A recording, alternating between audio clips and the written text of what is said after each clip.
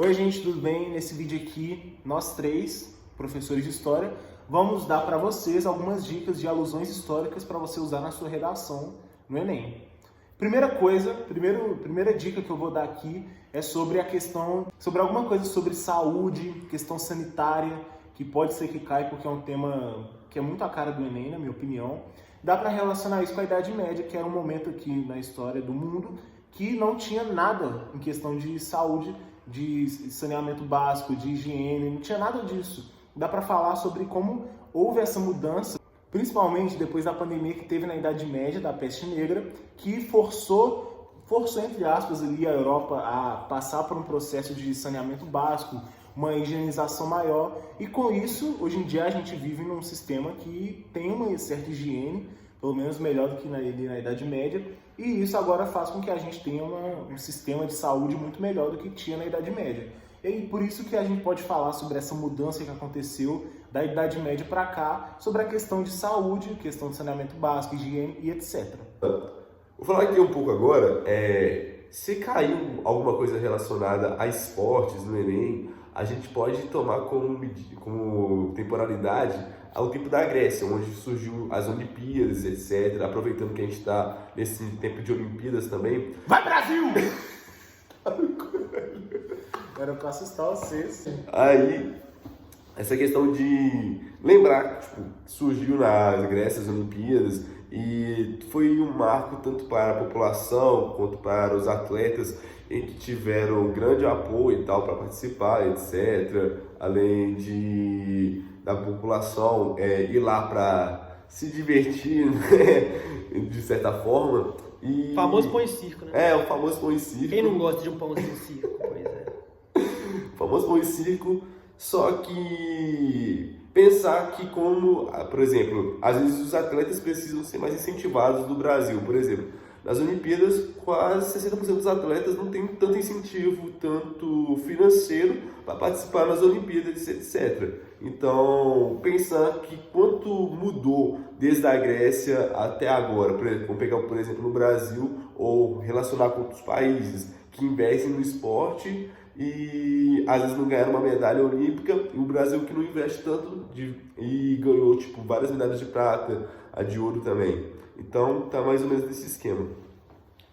Outra coisa que a gente pode pensar também é que caso caia alguma coisa falando sobre relações de trabalho, modernização das relações de trabalho, né? A gente experienciou isso, por exemplo, no caso do EAD, do home office, né? A gente tem trabalhado com a tecnologia cada vez mais e cada vez menos o serviço presencial tem sido o veículo principal de forma de trabalho, né? A tecnologia tem auxiliado ou atrapalhado, depende do seu ponto de vista, né? Nesse sentido.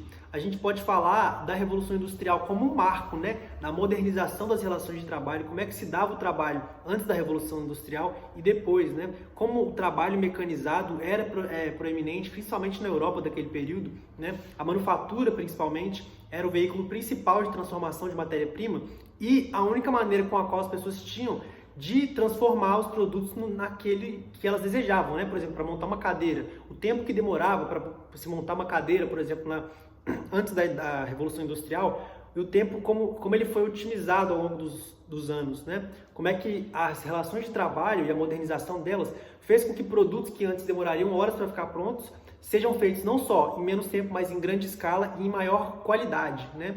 Então a gente pode relacionar, né, essas mudanças, né, essa perspectiva trabalhista com a Revolução Industrial. Uma outra coisa também que a gente pode pensar nesse sentido é a maneira com a qual o trabalhador se relaciona com o seu trabalho, né?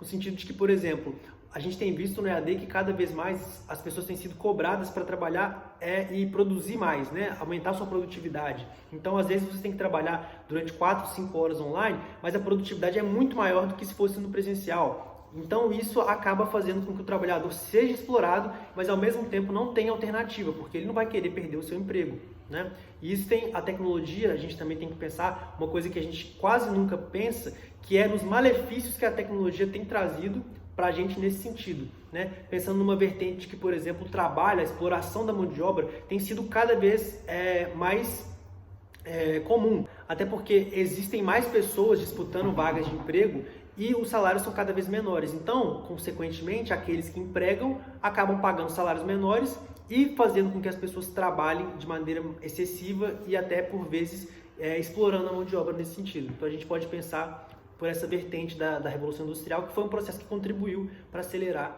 essa questão. E é isso, se você gostou desse tipo de vídeo, fala aqui nos comentários que a gente pode... Mas fala mesmo, hein? Pra falar. Fala aqui nos comentários pra gente se você quer mais alusões históricas para usar na redação que a gente grava. E é isso. Obrigado e até uma próxima. Abraço. Abraço. Se o meu salário não aumentar pelo menos 3 vezes,